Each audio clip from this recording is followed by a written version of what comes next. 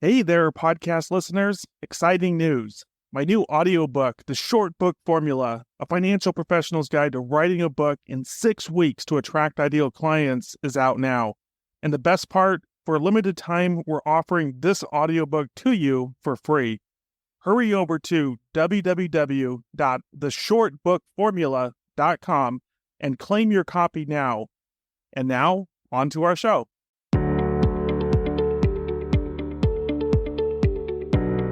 Welcome to another episode of the $1 Million Producer Show. Today, I'm thrilled to introduce our guest, Stephen Oliver, the author of the book Extraordinary Marketing for Financial Advisors and the host of the Financial Advisor Marketing Podcast. Stephen's depth of knowledge in the realm of marketing, combined with his passion for the financial sector, has set him apart as a key influencer and thought leader for financial advisors. Welcome, Stephen. Thank you. Good to be here. I'm excited to talk to you again. Yeah, definitely. I enjoy being on your podcast. I think it was a few weeks ago. Excited to have you on my podcast so my listeners can learn from your wisdom. And I'd love to start with, who are you? Who is Stephen Oliver? Give us a high-level overview of your background, anything that you think is important for our audience to know about you.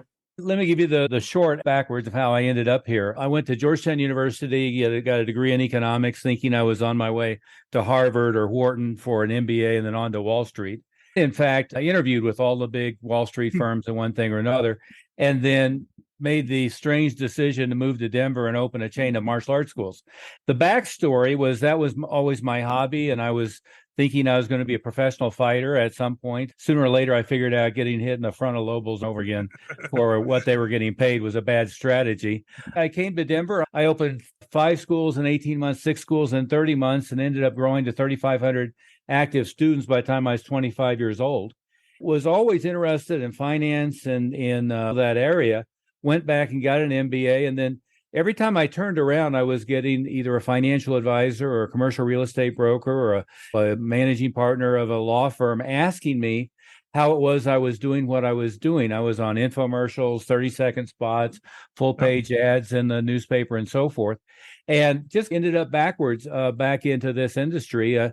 The advisor, I sought out an advisor at the time, one that I think back to in horror now, but I had a big staff and I was seeking out an advisor to do deferred executive compensation for golden handcuffs to keep my top people.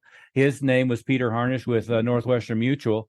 Every time I talked to him, I went, "Are you doing this? Are you doing this? Have you thought about this?" And he's a top 1/10 of 1% producer for them. I think he's number 60 lifetime production in the history of the company. And I was just amazed at how bad the marketing was within the industry, and started working with him informally, started working with some other people informally, then formally, and then completely shifted gears to do for financial advisors what I was already doing with martial arts schools. I mean, that spans 40 years. That when I opened the schools, it was exactly 40 years ago today or yesterday. That's the short thumbnail version of a kind of a weird trajectory here.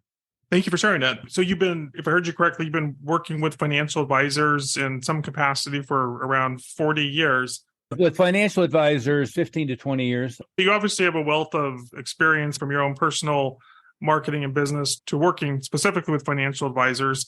Thank you for sending me a copy of your book, which I'm holding you're very welcome. On the screen. This is quite comprehensive. I was just thumbing through it before the call. One of the things that stood out to me was that you have a testimonial by a gentleman named Dan Kennedy. Yeah. And for anyone that doesn't know Dan Kennedy, he's definitely someone you want to check out. He's my so-called marketing guru of choice. I've been learning from him through all his different training programs for probably close to a decade now. And so I'd just love to know a little bit more about what is your relationship with Dan Kennedy? I fell into him backwards when I was doing coaching and consulting one thing or another with martial arts schools. When the internet revolution came on, which is hard to believe it's 20 years ago or so now, I wrote a book in 1999 on marketing your martial arts school via online sources. Back then, that's pre-Google. So it was Alta Vista and Yahoo was a directory, and the only pay-per-click was what was GoTo, which became Overture, which became Google's inspiration. I stumbled across Dan Kennedy because he was like the source of all the gurus that I was following on the internet side. He's the guru of gurus. That's right. And everybody, Frank Kern, Yeah. was in the little group that we were in, Yannick Silver, Corey Rudel, who passed away sadly from a racing accident, and any number of others. But I ended up going to some of his seminars, becoming a part of his little mastermind group, Yeah. what back then he called the Platinum Group. It ultimately ended up being the Titanium Group. And then a private client. So I'm actively a private client of Dan's. I've worked with Dan forever. With my coaching business, Lee Meltier is a part of that, who, for those who are on Insider, she's Dan's best friend, and she's also a personal development guru who works with our clients as well. So I've been in that loop with him for easily 24 years. I recently went and did a speaking gig for the new owners, which is Russell Brunson of his company, relaunching magnetic marketing in Boise. No, I'm aware. It's interesting. I heard, I want to say a few years ago that Dan was in hospice. Oh yeah, bad. And then from what I know, this is in my information's dated, but he recovered. And I don't know how he's doing today. So is he out and about healthy, or is he are you aware where he's at today? Absolutely. Yeah. In fact, the rumor mill was that he was dead, and understandably, he's diabetic. And he was in really bad shape. He was in hospice, as you said, not expected to recover. Then, amazingly enough, made a recovery. He still is blind enough that he can't drive and has some ongoing health issues. But no, he's back working, and he's doing coaching and does some copywriting projects and occasionally speaking, not a lot. He does some gigs for Russell Brunson and does some things on his own. He just had an event in Cleveland. So the overarching theme that I think you and I can have a really good conversation about, as it ties into your book or just to your experience more broadly, is I'm a student, and really from learning from Dan Kennedy, I would say the concept of authority marketing, as I believe you are as well. In your mind, what is authority marketing, and why is it important? It's obviously a big topic, right? And your specialty is for a financial advisor putting together a book. I pull it all the way back to before I moved to Denver. I was living in the Library of Congress, and one of the books that I came across was a book called Positioning. I forget the full title, but The Power of Your Mind or something like that. Yeah. And it was all about companies positioning themselves as the market leader and how to describe that. And back then it was IBM launching the PC and Avis versus Hertz and examples like that. But all of the concepts are just as valid now as they were then. Is, what, I don't know if you read Tim Ferriss's book, 4 Hour Work Week, but in his book, he talks about the old fat bald-headed guy in the red BMW and not wanting to be that guy. But I think of it as advisors is they're having this sameness contest. We talk about them behind the scenes disparagingly sometimes as they're all wearing a JCPenney suit, sitting behind an oak desk, trying to be as bland and as common as possible. And part of the way that you build authority, in fact, when I launched the book, one of the faxes that I have from Dan, he was referencing his work with financial advisors. And he made a reference, which I talk about in the book, to the theme song of Weeds. Now, I had never watched the show, and I had no idea what he was talking about. I had to go look it up. But if you look at the lyrics, what it is basically about ticky-tacky little houses. Everybody goes to the same college, comes out, are all the same. They all live in houses that are all the same. Kids go to the same school. They're all the same. There are niches that are bad. CPAs, what distinguishes them. But I don't think there's one that's as bad as financial advisors. And in part, it's probably fear of compliance. They've all kind of been beat down into feeling like they have to be the same. And of course, in big companies, Northwestern Mutual, et cetera, they all get slapped around with very little flexibility in some things. But part of what builds authority is being memorable, right? Is if you think about attorneys that you remember, his name's going to slip my mind, but remember the guy on the OJ trial that had the suede jacket and the ponytail and so let's test that. So there was Johnny Cochran, and then there was the Kardashian dad. I forget, I can't think of his name, but those are the two that stand out. Then there was the prosecutor, I think her name was Marcia, and of course you had Judge Ito. But I think to your point is this is what 28 years ago, and why are these names stuck in my head? Yeah, a long time ago.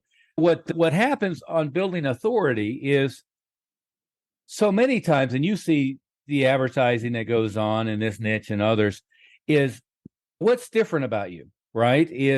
Are you the authority in your area, or are you just no worse than anybody else? That was another theme that stuck out to me years ago. I was a big Tom Hopkins fan long before I knew who Dan Kennedy was. And one of the things he said is most businesses are promoting themselves with the theme of we're no worse than anybody else. That's what it is. And the idea of authority is to be the guru on the top of the mountain.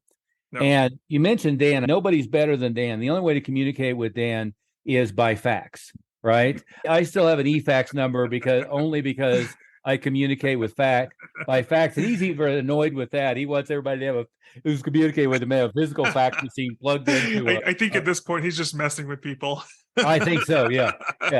But legitimately, he doesn't have email. He doesn't spend any time online to speak of. But that inaccessibility is one of the things that makes him be able to charge whatever it is nowadays, $19,000 a day or something like that, and makes him really attractive for people to work with him. And as an advisor, there's a number of ways to accomplish that. One is what you're really good at is do your own book. Now, neither one of us would recommend an advisor go do something that's like that for their book. It's really as a marketing tool and a positioning. 50 pages, 80 pages, 90 pages, something like that is fine. This actually came out of, we got together and did a marketing program. And my associate who works for me, Greg Moody, we rented a boardroom when we were in Annapolis doing a thing at the Naval Academy anyway. And we did 2 full days, had a video crew meet us there. And it was a marketing program that got transcribed. Then we handed it off, or I handed it off to a professional writer to clean up the transcripts. Then I didn't like anything the writer did, so I took another 3 months and rewrote everything. You know how that goes. Yeah. But in from a purely marketing and positioning perspective, I wouldn't recommend somebody do something like that, right? And this is pretty comprehensive. Yeah, and to be clear, for someone that's listening and not watching, you're referring to your book, which I have in my hand here, and it looks like it's 341 pages. Yes. So it's a Bible in rough. It's a place of source of wisdom that dives into many different topics, but it's not a light read per se. That's exactly right. And in fact, as a marketing tool for me to use towards advisors, the backstory is it's going to become probably 10 books. So it's going to be chopped up, become short books that then in internet marketing terms are lead magnets, free PDF downloads, one thing or another. But from a build authority, one is a perception of inaccessibility. 2 is to create a perception, at least, of you're in high demand, right? One of the things that Kennedy does, and he got it from Nino Quabain, but the whole idea of he publishes his calendar and it always looks like it's full. And if I can schedule an appointment, it's going to be 3 weeks from Tuesday or something like that. It's not, I completely free all day tomorrow, the next day, whenever, I book it. But so inaccessibility, that's the guru on the top of the mountain. And being in just in very practical terms. So I totally agree, but just in very practical terms, what impact does that have? Why is that helpful? There's another great book. I hate to always quote other people's stuff, but Influence, Science, and Practice by Robert Cialdini. Great book. And one of the things that he points out is the key elements of influence. One of them is social proof. Yeah. And I ran martial arts schools, and the mistake that those guys make is they want a 15,000 square foot massive facility. And then what happens is no matter how successful they are, it always looks empty. I had a mastermind group that I used to go with, a mentor. His name was Nick Okinis. We used to go to Fort Lauderdale down on Sunrise. And there's this little Italian place called Big Louie's. And we would go over there, and it had maybe 10 tables. They was so busy, they had the hostess on the sidewalk and people waiting around in the parking lot to get in. What you assume Big Louie's must be really good. Because it's always busy. On the other hand, recently I walked into a Chinese restaurant here. They must have had 100 tables. There was 2 people here. It's prime time. Nobody's here. It must be horrible. So part of that idea is the social proof that place is so busy, the guy is so busy, you must be the best, right? Yeah. And I think what advisors are afraid of is they're afraid of, I want somebody when they reach out to me to get hold of me immediately because, right? So Mm-hmm. they're carrying around their cell phone. Their clients are texting them. They're calling them back immediately. They're instantly responsive by email. But if you train clients that you can schedule appointment and you're Mm-hmm. available by appointment, and if you train prospects, like for me, when we have somebody new come in, I have Mindy or Bob. Mm-hmm. They screen people. Then I have Jeff and Greg. They talk to them first. And so Mm-hmm. somebody's already gone through 3 or 4 layers before they ever get to me. If that's the case, I must be pretty important, right? Yep. Yep. And from my standpoint, instead of me talking to every Tom, Dick, and Harry, I'm only talking to the ones that look like they're a good fit or good, are really serious, have jumped through some hoops and are ready to do Yep. whatever the next step is going to be. And advisors really should replicate that. It shouldn't be that all of your clients are reaching out to you by email at any time of the day. It should be there's a process, there's somebody to go through. And that's, again, something that Tim Ferriss's book, I thought that was 75% silly, but 25% was just absolutely phenomenal. Yeah. He talked about on his email, it had an autoresponder, and he first put on there that I check email every Friday from 4 to 5 p.m. But in the meantime, if you have a crisis, this person handles, this person handles, this person handles this. So he directed. I actually have an autoresponder on my email. You may have seen it, that has a little clip from Monty Python of I'm not dead yet. And it says, I really don't read email. If you know who I am, text my assistant. We can schedule an appointment. Yep. And so even at that level, it's telling people, not only am I not going to get back to you within 12 seconds, this is not the way to get to me at all. Yeah. And it's really, just in my own words, it's really setting expectations, not just to get new clients, but really the whole process of working with people. Yeah. I think what precedes is what follows. And so I guess the paradox that I see out there is that ultimately the advisor wants to be in the position of trusted advisor, someone whose advice is valued and people go to them for that advice because they value it. But if in the whole sales process, they are seen as salespeople in a negative way, where they're chasing, they're pushy, they're too available, and all these different things, even if they get the client, guess what? You've set those expectations going forward about how available you are and that your time really isn't that important. And so it just sets up this terrible dynamic. Whereas conversely, if you are able to communicate, whether it's directly or indirectly through just how you position yourself and how you act and behave, then from the get-go, the person sees your time as valuable. They know that they shouldn't waste it. And then that carries on throughout the rest of the relationship.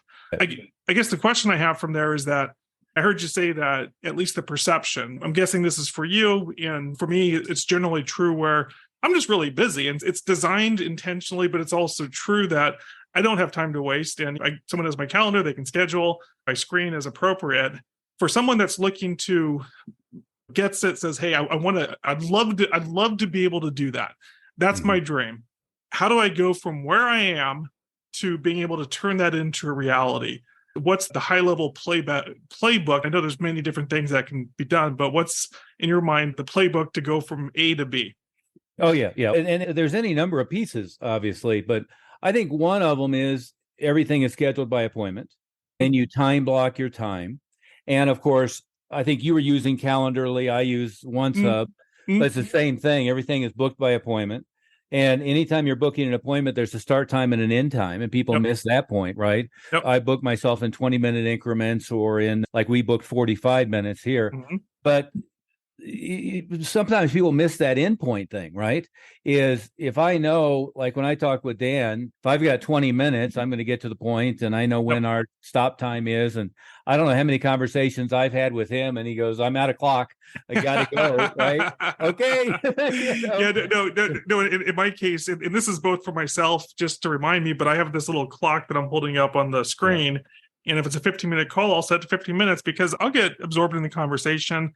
But what happens is that 15 minutes, it starts going beep, beep, beep, which does two things. It alerts me, okay, I need to manage this time. And secondly, it sends the signal, okay, time's up. We need to wrap this up or whatever. I find it invaluable myself Interestingly, I was just had a conversation with a new soon-to-be client of mine. I'd never talked to her before, complete stranger. She's an advisor. She was on my email list, and she scheduled with me. And I spoke to her, I want to say, just earlier this week. And the first thing out of her mouth was like, wow, I've been waiting. I've been so excited to have this call with you. And this was as soon as I could get on your schedule. Mm-hmm. So what does that say? Immediately, I'm like, okay, this is going the way that I've designed this to work. You bet. And then as part of that, it's kind of part of the educating in advance and letting your marketing, in my mind, do a lot of the work for you, is that she had already downloaded my audiobook. She had gone through it. She had taken a bunch of notes, and I could tell this just by the opening things that she was saying and the questions and her enthusiasm. So again, me, without having ever known who this person was prior to that call, I have someone who's so excited to work with me. And in one call, we basically signed her up. It's amazing because normally for me, that could be a 1 or 2 call process. It really just depends on, I need to determine how much they know about me. I think you have a few more layers in between. For me, I'm also the first layer, but I limit my time to 15 minutes for reasons. Mm-hmm. But mostly it's to say, okay, between now and our next call, this is the assignment, which is to go listen to my book so that when we come back and talk, that we can have a productive conversation. So I put up those hoops if they haven't already gone through them. And by extension, that's the process I want for the advisors that I work with, right? It's that your time's valuable, but you also have to have the mindset. Your behavior has to follow your intention. In other words, you can't just say, hey, I want people to value my time. Then your behavior demonstrates the opposite. The opposite, right? You have to be willing to let opportunities go because you follow the process that you designed intentionally to create the outcome that you want. Yeah. And let's unravel what you said a little bit and think of it in 2 different sides. On the sales perspective, nothing is more powerful than what's often referred to as takeaway selling or having a qualification process. In every business that I work with, I always tell them, think about you're the Harvard or West Point admissions officer, where when you're interviewing them, they're trying to prove to you that they're going to qualify rather than you're come across as pitching them. I did that when I went to Georgetown. I interviewed Harvard, Princeton, Georgetown, one thing or another, went to Washington because I had a job there already. But when you're interviewing at highly selective universities, they're ticking the boxes. Do you fit? Yep. Knowing and when I went there, I remember I got a letter back of, hey, thank you for applying. And I transferred. So it was something like we have 18,000 applicants for 40 transfer spots and good luck and best wishes. And, we'll see. I mean, that was basically the gist of it. So one part of it is that, are you making them qualified, jump through hoops and making it special to work with you rather than you're trying to talk them into working with you? That's has to be the perception. But the other thing that you said, and like in our case, maybe it's a cold lead that comes in, but they'll get a big package in the mail. It's a shock and awe box and one thing or another. But then when we schedule the appointment, there's an assignment to watch a video and read materials and so forth before the first meeting. And then between the first and second meeting, there's another assignment. And when I'm on the phone with them, the first thing I'm going to ask is, did you go through this? Oh, no. Let's schedule a time after you've had a chance to do that, and I'll send them back to go do their homework assignment. Right. And just to interject for a second, it's amazing because everything you just said 100% aligned with. I referred to the interview process as, I use the analogy of American Idol. Are you the contestant or are you the judge? Right. You bet. So, same concept. And then, 100% going through the process.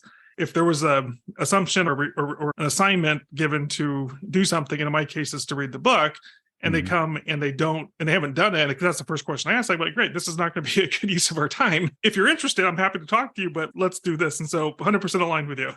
Yeah. Plus, if we've set aside whether it's 15 minutes or 45 minutes, that's predicated on the fact that you have an existing base of knowledge coming in. Yep. And now we're looking to see if it's a good fit and whether you qualify to work with us or not. I can't chew up 42 out of 45 minutes or 29 out of 30 minutes explaining to you what you should already know by then, 100%. Right? And and again, it's not being arrogant, it's not being standoffish, anything else. It's if somebody's just coming to you, just give me the bottom line, okay, we may not be a good fit. Yep. because I want to know that. And by the way, as soon as you in any way, shape, or form reject people, that's when they want it most. It just underscore that's the takeaway. Exactly. Yeah. If I'm begging you to buy from me, it's not very attractive. If I'm saying, I'm not sure you're a good fit, we need to go through this, and we'll decide if that's going to be a good fit. Now you're back to, again, American Idol or the Harvard admissions officer. Yep.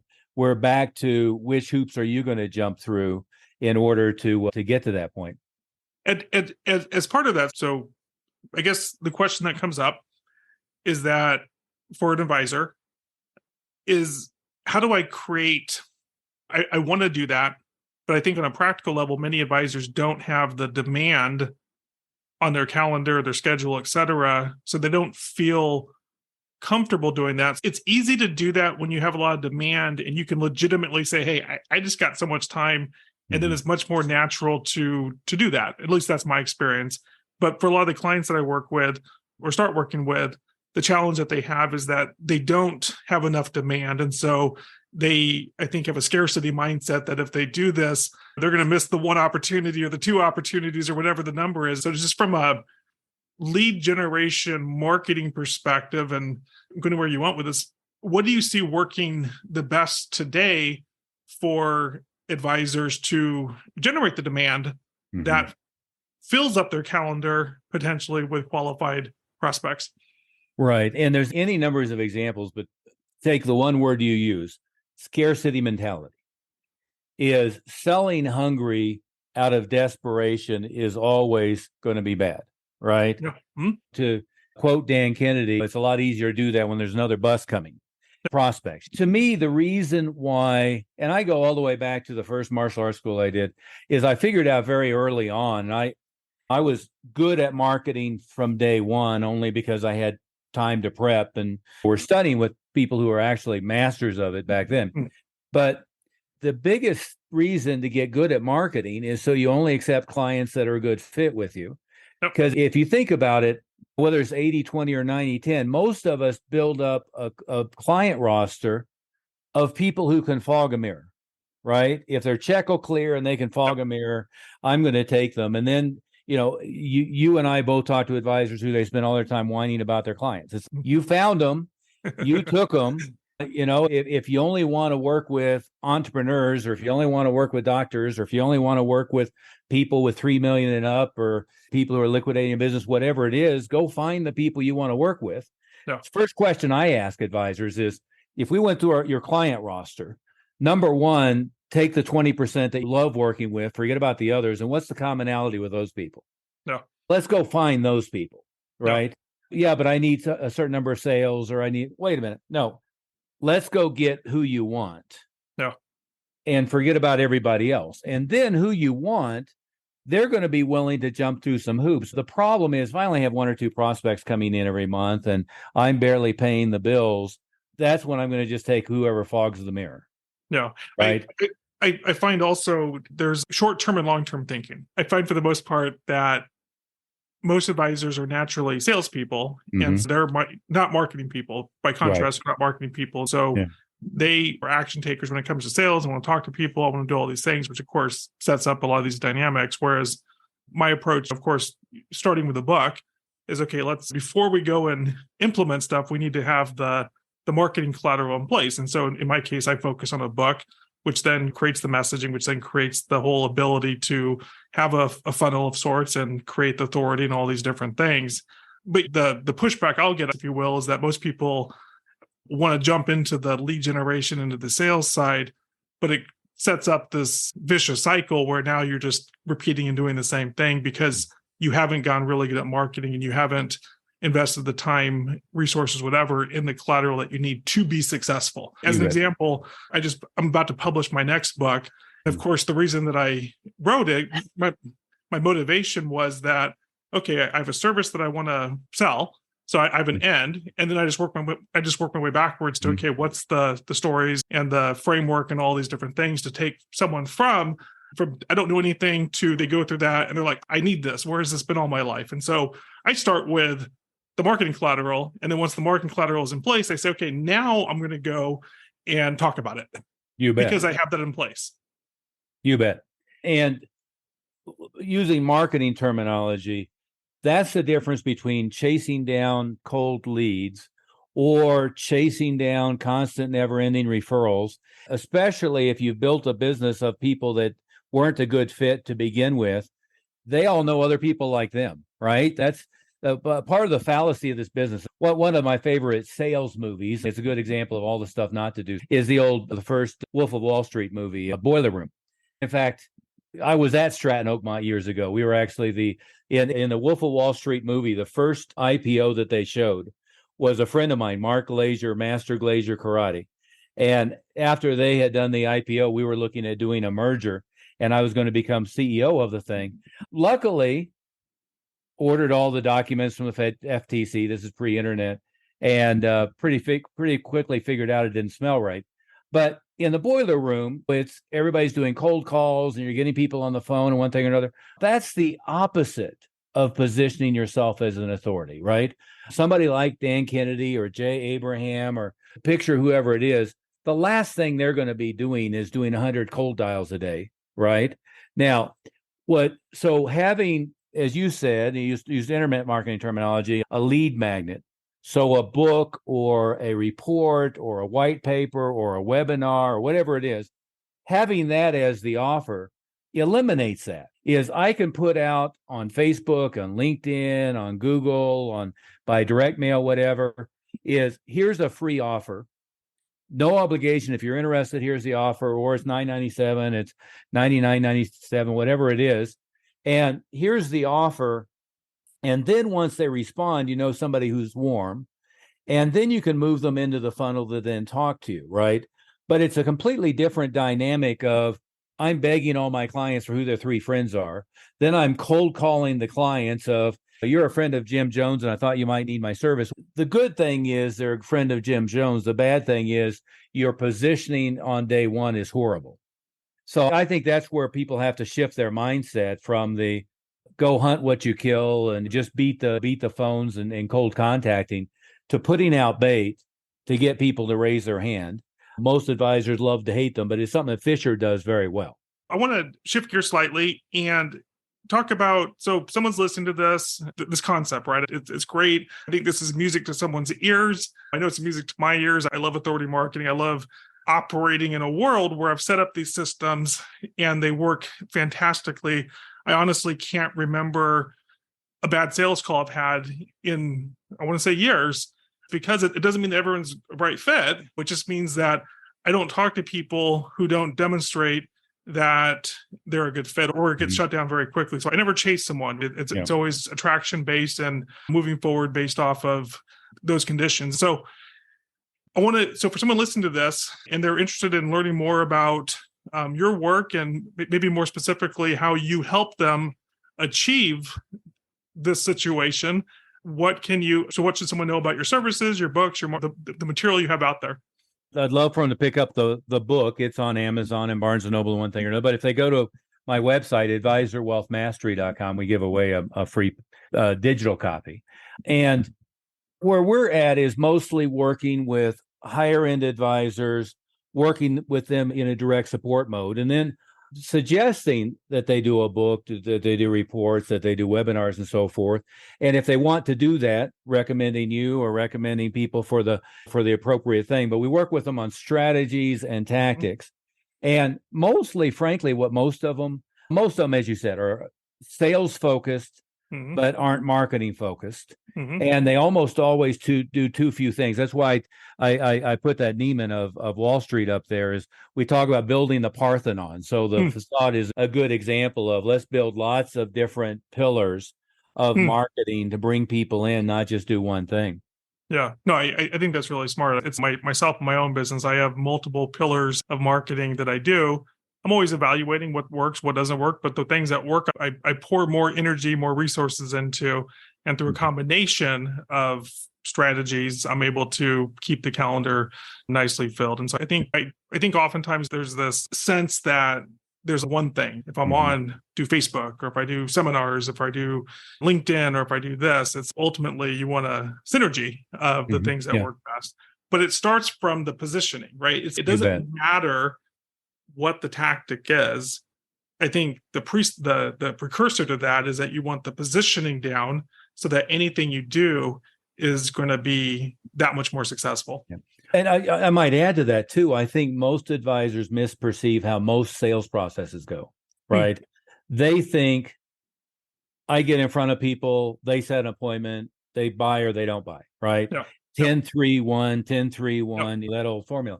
I did a admittedly imperfect survey of my clients. We had about 40 of them on a Zoom call. And I said, how long were you following me before we started working together? One of the guys said 7 years. Another one said 9 years. A couple of them had been clients, left and came back. Yep. And there may have been one or two that said, I discovered you and I came on board. Yep. But you mentioned seminars. Every time I talk to an advisor, and I'm not sure there's an exception to this, I say, what's your primary marketing method? And a lot of them say dinner meetings or lunch meetings or webinars, whatever. First question is, do you follow up when they register or do you follow up when they show up? It's always when they show up. What do you do with everybody who didn't show up? Nothing.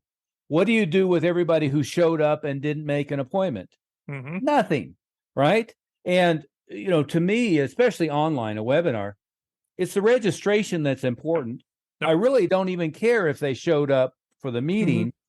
And you and I are both doing lots of things. We use LinkedIn a lot, both cold contacting and posting, all that stuff. You and I both have a podcast, a YouTube channel. You can go through the list. I know a lot of advisors that I've worked with, they followed the podcast for a year and a half. Yeah. By the time I talked to them, they already felt like they knew me. Another coach that I work with, Dan Caprell, I followed his podcast for a year before I ever met with him, and I felt like I knew him. I knew his kid, I knew his dog, his wife, where he liked to vacation. He was a life fisherman. And part of and by the way, the dumbest conversation I've had recently was I was talking to an advisor. He was an MBA from Northwestern Mutual, thought he was smart. And he said, I connect with people on LinkedIn. If they haven't met with me within 30 days, I ask him. 30 days. Some of them, it's going to be 3 years. Some of them, it's going to be 2 years. Some of it's they went on Christmas holidays and they're pissed off that their brother-in-law is doing something that they're not doing. Who knows what gets them? And a lot of people just feel like they have to understand, research, and know you better before they're going to actually meet. I don't like meeting with people on the phone. I don't like making appointments to go to their office. I'd rather research a lot. And even, go ahead.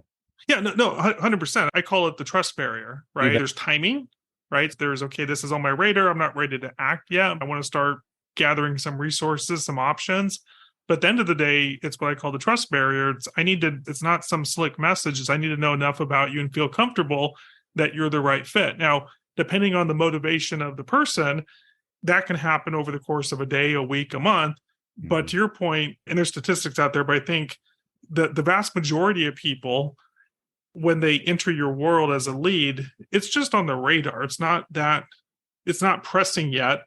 And if you don't have systems in place to build that relationship over time with them in a way that doesn't require you calling them, but it's done through podcasts, books, etc.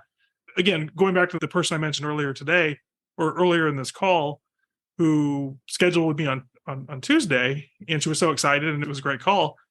I looked at the history of the emails. She had joined my list, I want to say 6 months ago, right? It wasn't just like one and done. It was a 6-month thing, but it's that patience and that long-term strategy and focus that creates these dynamics. And I think it's really just comes down to a mindset, right? It's if you're looking for I want to pounce as soon as someone shows interest, then you're going to be stuck in that chase, your time's not valuable dynamic for the most part. But if you're willing to look longer term and be more strategic, then you can create what I would describe as a very fabulous model of, I enjoy what I do. I'm not a salesperson, right? I guess I am, but I don't think of myself as a salesperson because I'm a marketing person. And by the time I talk to someone, it's just enjoyable for the most part. You bet. Go all the way back to 1983, 1984 I started realizing very early on, we were running full page ads in the TV guide in both major daily papers. So 850,000 distribution, more or less, the Rocky Mountain News, Denver Post, and the Denver metro area back then.